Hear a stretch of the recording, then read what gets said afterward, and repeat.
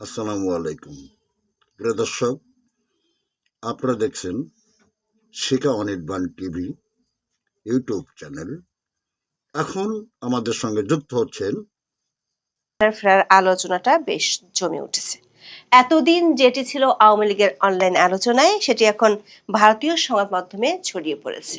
সাথে সাথে সরকারের পক্ষ থেকেও এ নিয়ে বক্তব্য আসায় এই আলোচনায় প্রশ্ন উঠছে, শেখ হাসিনা গত কয়েকদিন ধরে তিনি ফিরছেন বলে যে বক্তব্য দিয়ে আসছেন, তার পেছনে কি এমন কোনো বিশেষ রহস্য আছে যেটির কারণে নানান পক্ষে আলোচনা শুরু হয়েছে।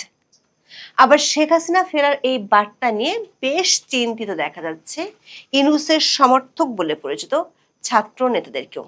তাদেরকেও প্রকাশ্যে জনসভায়, কেউ বা নিজের ফেসবুক পেজে লম্বা স্ট্যাটাস দিচ্ছেন।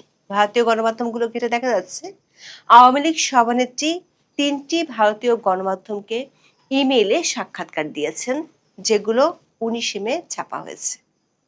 তার মধ্যে আনন্দবাজার পত্রিকাকে বলেছেন তিনি এবং তার দল আওয়ামী লীগ আরো সংগঠিত হয়ে শক্তিশালী হয়ে যে ফিরবে, তার জন্য নীরবে প্রস্তুতি চলছে। প্রশ্ন হলো, এই নীরব প্রস্তুতির ধরনটা কি? সেটির ইঙ্গিত পাওয়া যায় এই 3টি ইমেল সাক্ষাৎকারে। মিলেনিয়াম পোস্টকে দেওয়া সাক্ষাৎকারে তিনি বলেছেন তিনি মাথা উঁচু করে ফিরবেন। দ্য হিন্দুস্তান টাইমসকে দেওয়া সাক্ষাৎকারে বলেছেন তার অনুপস্থিতির অর্থ তার নীরবতা নয়, কারণ তিনি কূটনৈতিক ও আন্তর্জাতিক পর্যায়ে মাথা উঁচু করে ফেরার জন্য কাজ করছেন। দর্শক, এর আগে 2 দফায় শেখ হাসিনা ভারতীয় ও আন্তর্জাতিক গণমাধ্যমে ইমেইলে সাক্ষাৎকার দিয়েছেন, কিন্তু এই প্রথম কোনো মিডিয়াতে তিনি দেশে ফেরার কথা বলেছেন। শেখ হাসিনার এই ইমেল সাক্ষাৎকারগুলো এমন এক সময় প্রকাশিত হলো যেখানে কয়েকদিনের মধ্যে ভারতে যাচ্ছেন মার্কিন পররাষ্ট্রমন্ত্রী মার্কো রুবিও। কূটনৈতিক সূত্রগুলো বলছে রুবিওর সফরে দিল্লিতে আলোচ্য সূচির একটি অন্যতম ইস্যু বাংলাদেশ ও দক্ষিণ এশিয়ার আঞ্চলিক নিরাপত্তা ইস্যু। শুধু দিল্লি নয়, মার্কো রুবিও কয়েক ঘন্টার জন্য কলকাতায় যাবেন, সেখানেও বিষয়টি নিয়ে আলোচনা হবে। বিশ্লেষকদের প্রশ্ন, তৃতীয় দফায় ইমেল সাক্ষাৎকারের মাধ্যমে সেটির কি ইঙ্গিত দিলেন শেখ হাসিনা? বিস্তারিত জানতে চলুন যাওয়া যাক বিশ্লেষণে।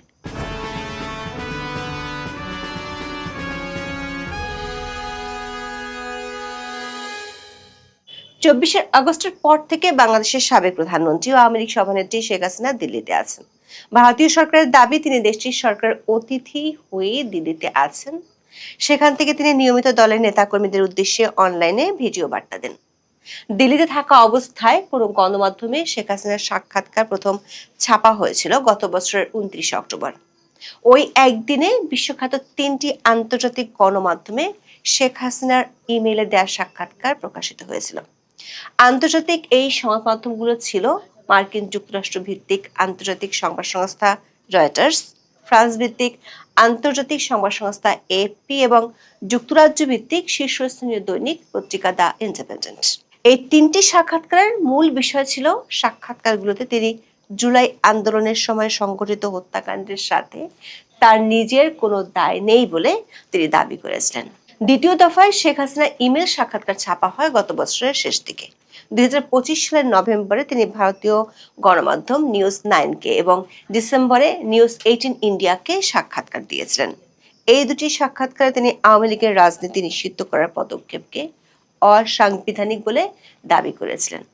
তাছাড়া এই 2 দফার সাক্ষাৎকারগুলোতে ভারত ও পাকিস্তানের সাথে বাংলাদেশের সম্পর্ক এবং ইউনূসের কর্মকাণ্ডের সমালোচনা করেছিলেন, কিন্তু তার দেশে ফেরা নিয়ে এর আগে জোরালোভাবে কোনো সাক্ষাৎকারে কিছু বলেননি, যেটি দেখা যাচ্ছে 19 মে 3টি ভারতীয় গণমাধ্যমকে দেয়া ইমেল সাক্ষাৎকারে।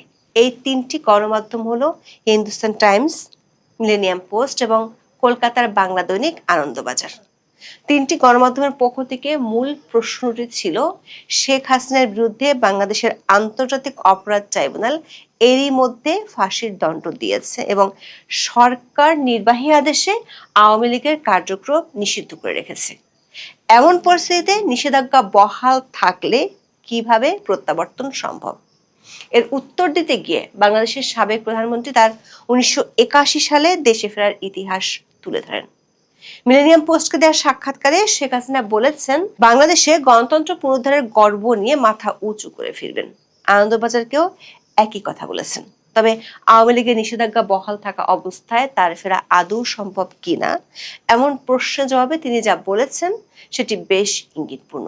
যেমন আনন্দবাজারকে বলেছেন, বঙ্গবন্ধুকে সপরিবারে হত্যা করার পরেও তৎকালীন শাসক গোষ্ঠী আওয়ামী লীগকে ধ্বংস করার সব চেষ্টা করে, কিন্তু উল্টো আওয়ামী লীগ শক্তিশালী হয়ে ফিরে এসেছে।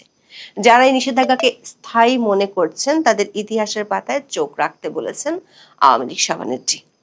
মিলেনিয়াম পোস্টকে দেওয়া সাক্ষাৎকারে বলেছেন, 1971 সালে তৎকালীন পাকিস্তান সরকার আওয়ামী লীগকে নিষিদ্ধ করেছিল। শেখ হাসিনা বলেছেন, নিষেধাজ্ঞা যদি আওয়ামী লীগকে দমন করতে পারত তাহলে বাংলাদেশের জন্ম কখনোই হতো না। হিন্দুস্তান টাইমসকে বলেছেন, এই নিষেধাজ্ঞা ক্ষমতাসীনদের সাময়িক শক্তি প্রদর্শন, কিন্তু বাস্তবে এটি তাদের ভয়ের প্রতিফলন। তারা আওয়ামী লীগকে ভয় পায় কারণ আওয়ামী লীগ যদি নিয়মিত রাজনৈতিক কর্মকাণ্ড চালাতে পারে তাহলে তাদের পক্ষে রাষ্ট্রবিরোধী কর্মকাণ্ড চালিয়ে যাওয়া কঠিন হয়ে পড়বে। আনন্দবাজারের কাছে তিনি দাবি করেছেন, আওয়ামী লীগ বাংলাদেশের মানুষের আবেগে রয়েছে, ফলে তার ও তার দলের ফিরে আসা অনিবার্য, শুধু কিছু সময়ের ব্যাপার। আরো সংগঠিত হয়ে শক্তিশালী হয়ে ফিরবেন তিনি। নীরবে তার প্রস্তুতি চলছে।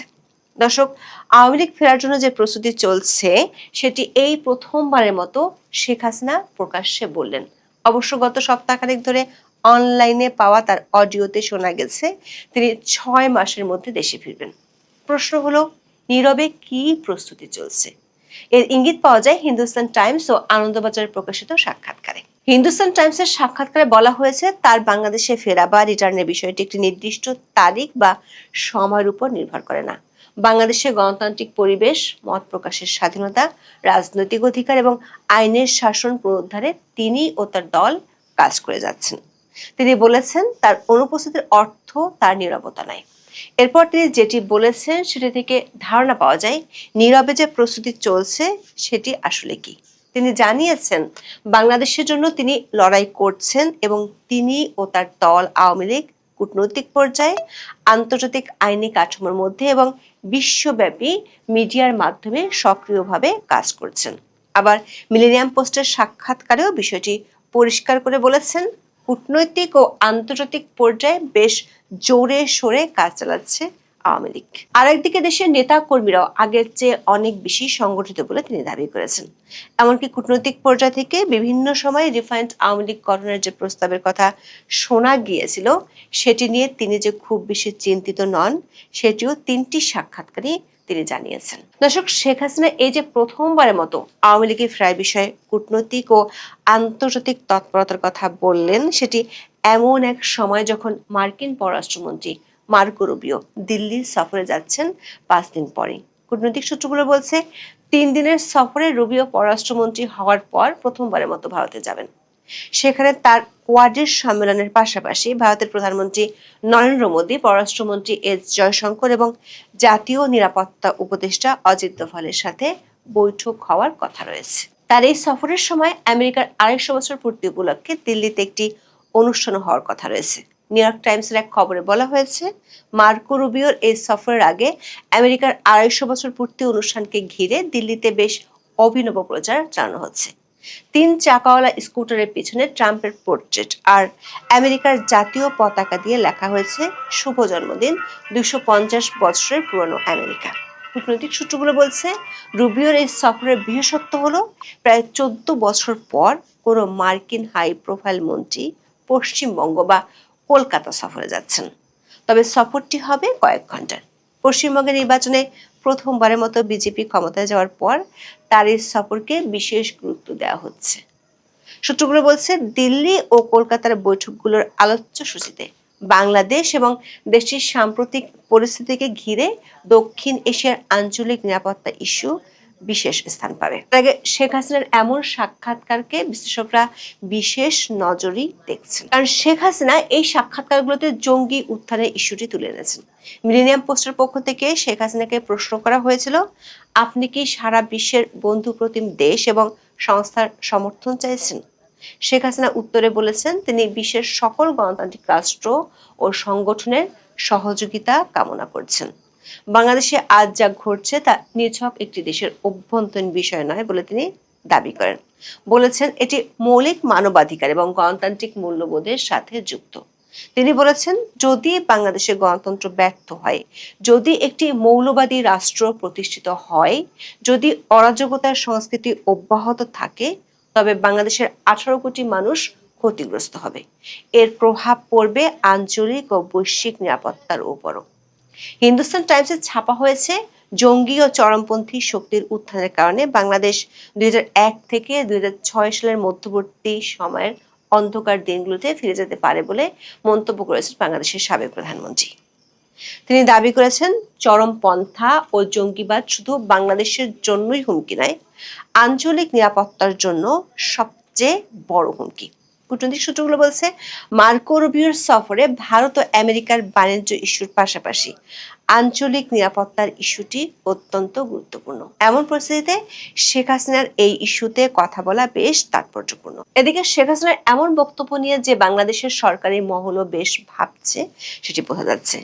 এতদিন সরকারের পক্ষ থেকে বলা হচ্ছিল তারা ভারতের কাছে শেখ হাসিনাকে ফেরত চেয়েছে, কিন্তু 19শে মে বাংলাদেশের প্রধানমন্ত্রীর তথ্য বিষয়ক উপদেষ্টা ডক্টর জাহিদুর রহমান বলেছেন শেখ হাসিনা যদি বাংলাদেশে ফেরত আসেন তাকে কোনো এক্সট্রা জুডিশিয়াল কিছু বিএনপি সরকার করবে না। তিনি বলেছেন শেখ হাসিনার বিচার হয়েছে, দেশে ফিরলে তাকে সে রায় ডিফেন্ড করতে দেওয়া হবে। বিরোধী দলীয় সংসদ সদস্য হাসনাত আব্দুল্লাহ একদিন আগের মতোই দাবি করেছেন আওয়ামী লীগ কিংবা শেখ হাসিনাকে ফিরতে দেওয়া হবে না। 19শে মে শেখ হাসিনার সাক্ষাৎকারগুলো প্রকাশের পরই লম্বা স্ট্যাটাস দিয়েছেন ইউনূসের মাস্টার মাইন্ড খ্যাত সাবেক তথ্য উপদেষ্টা মাহফুজ আলম। অবশ্য তার স্ট্যাটাসটা একেবারে গদ্য কবিতার মতো। সেখানে তিনি দাবি করেছেন আওয়ামী লীগ সেদিনই ব্যাক করেছে 24কে 71-এর বিরুদ্ধে দাঁড় করিয়েছিল স্বাধীনতার বিরুদ্ধের শক্তি। তিনি আওয়ামী লীগের শক্তিশালী হওয়ার পিছনে ইউনূসের আমলের মব শাসনকে দায়ী করেন। অবশ্য সেই সময় তিনি নিজেই ছিলেন ক্ষমতায়, যে ক্ষমতার দম্ভে তিনি আইন ও সংবিধানের তোয়াক্কা না করে বঙ্গভবনে গিয়ে বঙ্গবন্ধুর ছবি নামিয়ে ফেলেছিলেন। কূটনৈতিক একাধিক সূত্র বলছে ভারত বাংলাদেশ সম্পর্ক এবং আওয়ামী লীগের নিষেধাজ্ঞা ও শেখ হাসিনা ইস্যু নিয়ে এই দুটি দেশ ছাড়াও আরো দুটি দেশের মধ্যস্থতায় কূটনৈতিক পর্যায়ে গত 2 সপ্তাহে বেশ কয়েক দফা আলোচনা হয়েছে এবং সে আলোচনাগুলো হয়েছে ভারত ও বাংলাদেশের বাইরে। একটি আলোচনা হয়েছে পশ্চিমা একটি দেশ এবং আরেকটি আলোচনা হয়েছে মধ্যপ্রাচ্যের একটি দেশে। সেসব আলোচনার পরেই শেখ হাসিনার এমন ইঙ্গিতপূর্ণ সাক্ষাৎকার ছাপা হয়েছে। এ কারণে কূটনৈতিক সূত্রগুলো বলছে মার্কো রুবিওর এই সফরের পর এই অঞ্চলের দেশীয় ও আঞ্চলিক পরিস্থিতিতে অনেক নাটকীয় মোড় দেখা দিতে পারে। তার মানে কি বাংলাদেশ সরকারের উপর চাপ বাড়ছে, তারেক রহমান সরকারের উপর চাপ বাড়ছে যে তারেক রহমান সরকারকে শেখ হাসিনাকে ফিরিয়ে এনে একটা ন্যায্য বিচার দেওয়ার ব্যবস্থা করতে হবে। যে কারণে খুবই গুরুত্বপূর্ণ যে ডাক্তার জাহিদুর রহমান এমনকি এটাও বলছেন যে তিনি ফিরবেন, ফিরে তিনি আবার নিজেকে ডিফেন্ড করার সুযোগ পাবেন। সত্যি তার মানে কি শেখ হাসিনার বিচার প্রক্রিয়া আবার অনুষ্ঠিত হবে, নাকি আপিলের ক্ষেত্রে শেখ হাসিনাকে সেই ন্যায্য বিচার দেওয়ার প্রতিশ্রুতি আসলে প্রকাশ্যে ঘোষণার চাপ ছিল তারেক রহমান সরকারের উপর? শেখ হাসিনা ভারতের শীর্ষস্থানীয় বাংলা এবং ইংরেজি পত্রিকাগুলো সাক্ষাৎকার দিয়ে মাথা উঁচু করে দ্রুত দেশে ফিরব এই ঘোষণা দেওয়ার পর বাংলাদেশে শেখ হাসিনা আওয়ামী লীগ বিরোধী আন্দোলনের প্রধান মুখদের মধ্যে, মানে যারা এখন একেবারে রাষ্ট্র ক্ষমতার কেন্দ্রে অবস্থিত, তাদের ভেতরে যে একটা বিরাট আলোড়ন তৈরি হয়েছে সেটা মোটামুটি তাদের প্রতিক্রিয়ায় স্পষ্ট বোঝা যাচ্ছে। সবচেয়ে বিস্ময়কর হচ্ছে যে এই আলোড়ন শুধুমাত্র এই অ্যাক্টিভিস্ট কিংবা শেখ হাসিনা সরকার পতনের পর যারা রাজনীতির কেন্দ্রে এসেছেন তারা নানা রকম প্রতিক্রিয়া সামাজিক যোগাযোগ মাধ্যমে দেখাচ্ছেন সেটুকু বলেই এই আলাপটা শেষ করা যায় না। কারণ সরকারের অত্যন্ত গুরুত্বপূর্ণ ব্যক্তি প্রধানমন্ত্রী তারেক রহমানের ঘনিষ্ঠ সহচরদের একজন, তার তথ্য উপদেষ্টা ডাক্তার জাহিদুর রহমান, তিনি শেখ হাসিনা যেদিন এই ঘোষণা দিয়েছেন যে তিনি খুব শিগগিরই মাথা উঁচু করে দেশে ফিরবেন, সেদিন তথ্য মন্ত্রণালয়ের একটা প্রেস ব্রিফিংয়ে তথ্যমন্ত্রীকে পাশে রেখে বলে বসেছেন যে শেখ হাসিনা যদি বাংলাদেশে ফিরে আসেন তাহলে তারা শেখ হাসিনার প্রতিও ইনসাফ নিশ্চিত করবেন।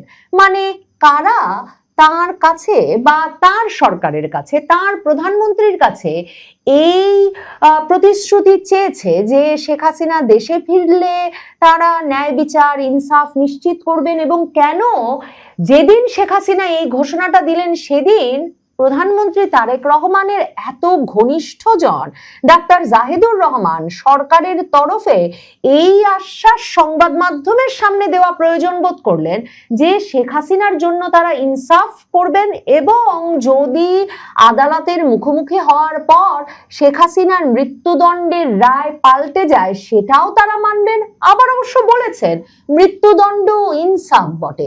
শুনে আসি ডাক্তার জাহিদুর রহমান, প্রধানমন্ত্রী তারেক রহমানের তথ্য উপদেষ্টা, কি বললেন। তারপর আলাপ করা প্রয়োজন সবচেয়ে গুরুত্বপূর্ণ যে বিষয়টি, সেটি হচ্ছে কেন ডাক্তার জাহিদুর রহমান এমন কথা বললেন। একটা কথা আমরা খেয়াল রাখা দরকার, শেখ হাসিনাকে আমরা ক্ষমতা থেকে হটাতে চেয়েছি কারণ তিনি ইনসাফ করেন নাই। একটু মন দিয়ে খেয়াল করবো আমরা, পরবর্তী যে বাংলাদেশ তৈরি হয়েছে তার প্রধান উদ্দেশ্য হচ্ছে এখানে ইনসাফ থাকবে, এমনকি শত্রুর প্রতি ইনসাফ থাকবে, শেখ হাসিনার প্রতি আমাদের ইনসাফ থাকবে। শেখ হাসিনা যদি আসে বাংলাদেশে ফেরত, তাকে কোনো এক্সট্রা জুডিশিয়াল কিছু আমরা আসলে করব না। আমাদের কাছে প্রতিজ্ঞা কি, আমরা জুডিশিয়ালি করবো। ওনার বিচার হয়েছে, ওনাকে ডিফেন্ড করতে আবার দেওয়া হবে, তাতে তার মৃত্যুদণ্ডাদেশ যদি তিনি মুক্তি পান, টেকনিক্যালি বলছি, সেটা আমরা মানবো, আর যদি না হয় সেটা কার্যকর হবে।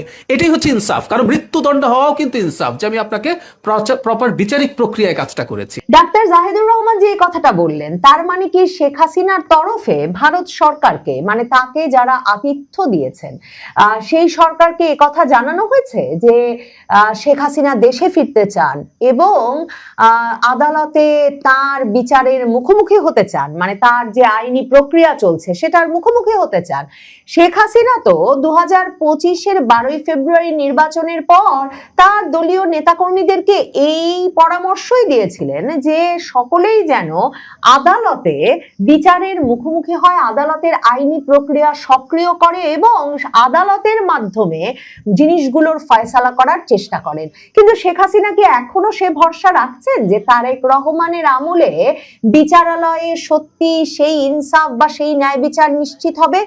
আওয়ামী লীগের অনেক ঘনিষ্ঠ সূত্র, মানে যারা আওয়ামী লীগের শেখ হাসিনা ঘনিষ্ঠ, সেই নেতৃবৃন্দের অনেকের কাছে যেমন শুনেছি, ভারতীয় সংবাদ মাধ্যমের অনেক সাংবাদিকের কাছেও, সিনিয়র সাংবাদিকদের কাছেও শুনেছি যে শেখ হাসিনা 2024-এ ভারত যাওয়ার পরে কয়েক দফায় ভারত সরকারকে বলেছেন যে তিনি বাংলাদেশে ফিরতে চান, তিনি কারাবরণ করতে চান, কিন্তু ভারত সরকারের তরফেও সেখানে এমনকি নিরাপত্তা উপদেষ্টা অজিত দোভালের নামও অনেকে বলেছেন যে এমনকি একেবারে ভারতের শীর্ষস্থানীয় কর্মকর্তাদের সবচেয়ে বড় শঙ্কা হচ্ছে এই যে শেখ হাসিনা বাংলাদেশে ফিরলে একদিকে যেমন বিচার বহির্ভূতভাবে তাকে হত্যা করা হতে পারে, মানে বাংলাদেশে 2024-এর আগস্টের পর থেকে যা ঘটেছে, গণভবনে যা ঘটেছে, জনস্রোত সৃষ্টি করে, মব সৃষ্টি করে শেখ হাসিনার একটা প্রকাশ্য বিচারের স্বপ্ন নাকি অনেকে দেখেছিলেন।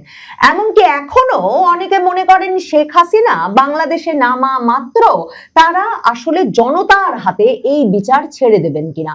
এছাড়া ভারত সরকার যা নিয়ে আসলে শঙ্কিত, আশঙ্কা প্রকাশ করেন, সেটা হচ্ছে 1975 সালের 3রা নভেম্বর বাংলাদেশে কি ঘটেছে। বাংলাদেশে স্বাধীনতা যুদ্ধের শীর্ষ 4 নেতা তাজউদ্দিন আহমেদ, ক্যাপ্টেন মনসুর আলী, HM কামরুজ্জামান, সৈয়দ নজরুল ইসলাম, বঙ্গবন্ধুর ঘনিষ্ঠতম এই 4 সহচরকে 1975 সালের 3রা নভেম্বর ঢাকা কেন্দ্রীয় কারাগারে ঢুকে গুলি করে হত্যা করা হয়েছিল। কাজেই বাংলাদেশের বিচার ব্যবস্থার উপর কিংবা বাংলাদেশের বিচার যে একটা রাজনৈতিক বিচারে পরিণত হবে কিনা, পুরো ঘটনাটা আসলে একটা বিচার বহির্ভূত বিচারে পরিণত হবে কিনা, সেসব নিয়ে ভারত সহ আন্তর্জাতিক মহলের একটা বড় ধরনের উদ্বেগ আছে। দেখেন, যে বিচারটা হয়ে গেছে আন্তর্জাতিক অপরাধ ট্রাইব্যুনাল, ট্রাইব্যুনালে, সেই বিচারটা যে ত্রুটিপূর্ণ ছিল সে কথা কিন্তু তখন হিউম্যান রাইটস ওয়াচ থেকে শুরু করে বিশ্বের শীর্ষস্থানীয় অনেকগুলো মানবাধিকার সংস্থা যেমন উল্লেখ করে বিবৃতি দিয়েছে, ঠিক তেমনি ভাবে সে সময় যুক্তরাজ্যের শীর্ষস্থানীয় আইনজীবীরা রীতিমতো চিঠি লিখে এ বিষয়ে উদ্বেগ প্রকাশ করেছেন যে কেন মূল অভিযুক্তকে তার অবস্থান ডিফেন্ড করার সুযোগ না দিয়ে এত বড় একটা বিচার কাজ সমাধা করে ফেলা হলো এবং এই অভিযুক্তকে মানে শেখ হাসিনাকে মৃত্যুদণ্ড পর্যন্ত দেওয়া হলো। এই অবস্থায় তার মানে কি বাংলাদেশ সরকারের উপর চাপ বাড়ছে, তারেক রহমান সরকারের উপর চাপ বাড়ছে যে তারেক রহমান সরকারকে শেখ হাসিনাকে ফিরিয়ে এনে একটা ন্যায্য বিচার দেওয়ার ব্যবস্থা করতে হবে। যে কারণে খুবই গুরুত্বপূর্ণ যে ডাক্তার জাহিদুর রহমান এমনকি এটাও বলছেন যে তিনি ফিরবেন, ফিরে তিনি আবার নিজেকে ডিফেন্ড করার সুযোগ পাবেন। সত্যি তার মানে কি শেখ হাসিনার বিচার প্রক্রিয়া আবার অনুষ্ঠিত হবে, নাকি আপিলের ক্ষেত্রে শেখ হাসিনাকে সেই ন্যায্য বিচার দেওয়ার প্রতিশ্রুতি আসলে প্রকাশ্যে ঘোষণার চাপ ছিল তারেক রহমান সরকারের উপর?